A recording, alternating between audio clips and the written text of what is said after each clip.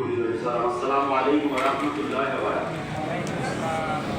সম্মানিত উপস্থিতি, আমরা আমাদের হুজুরের কাছ থেকে তাৎপর্যপূর্ণ আলোচনা শুনলাম। এই মাসটা চলছে রবিউল আউয়াল মাস।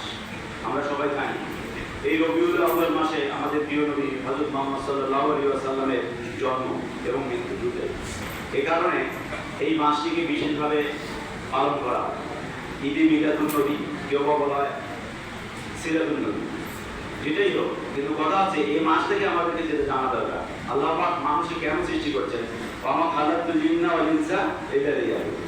আল্লাহ জিন এবং ইনসানকে সৃষ্টি করতে তার ইবাদতের জন্য। তার ইবাদতটা কি, আর সেটা বাস্তব হয়ে রূপ দিয়েছেন কে? জানি কি আমরা? কে রূপ দিয়েছেন? আমাদের প্রিয় নবী হযরত মুহাম্মদ সাল্লাল্লাহু আলাইহি ওয়াসাল্লাম। আর এই মুহাম্মদ সাল্লাল্লাহু আলাইহি ওয়াসাল্লামের জীবন বৃত্তান্ত জানাটা আমাদের দরকার কি না? অবশ্যই দরকার। যেটা আমরা হুজুরের মাস থেকে জানলাম, হয়তো আমরা হুজুরের কাছে আরো আলোচনা করবো আগামী শুক্রবারের জন্য। বাকি যতটুকু আলোচনা করেন আরো বিস্তারিত আলোচনা করেন। কেন? আল্লাহ পাক এই যে আয়াত নামে বলছে লাকাদ কানা লাকুম ফি রাসূলিল্লাহি উসওয়াতুন হাসানাহ। এই রাসূলের জীবনের মধ্যে তোমাদের জন্য রয়েছে কি? উত্তম আদর্শ। আমরা যদি আল্লাহ রাসূলের বাল্য জীবনটা খেয়াল করি, সেই সময় তিনি দুনিয়ার মধ্যে তার ওই সমাজের মধ্যে কি রাষ্ট্রীয় মানে সেই গ্রামের সামাজিক পরিবেশ পরিস্থিতি উন্নত করার জন্য তিনি হিমফুল প্রতিষ্ঠিত করেছেন। তাই না? আমরা এটা সেই হিমফুলের আমি বহিঃপ্রকাশ আপনাদের সরিষাবাড়িতে দেখতে পাবো। তাহলে কি পাবেন? 2 দিন আগে এই এলাকার মধ্যে 2টা বিনিদের কাজ করছে। কারা করছে? ছেলেমেয়েরা করে নাই। এটা কি? আল্লাহ রাসূলের কাজটাই ছিল এরকম, সমাজের উন্নয়ন করবে কাজ করবে। এই কাজটার কারণে কি ওই রাস্তাতে মানুষ যাতায়াত করবে না, উপকার হবে না। কিন্তু আজকে আমরা এটার বিপরীতে বেশি কাজটা কোনটা দেখি? আমাদের এটা না হয় বেশিরভাগ কেলা। কিন্তু কেলাটার মধ্যে কি হয়? ওটারও দরকার আছে, কিন্তু কথা হচ্ছে এর মধ্যে আমরা যেটা দেখি আমাদের সমাজে মুসলমানের যে কাজটা সেটা আমরা বেশি প্রভাব পাই না। আজকের পত্রিকা, অনলাইন পত্রিকার মধ্যে দেখতে গিয়ে দেখলাম একটা জিনিস, যে আজকে আমাদের নারী সমাজকে কতটা অধঃপতনে নিয়ে যাওয়া হয়েছে। একটা ছোট বাচ্চা থেকে শুরু করে বয়স্ক পর্যন্ত মেয়েদের পোশাকটা করা হচ্ছে সংকুচিত।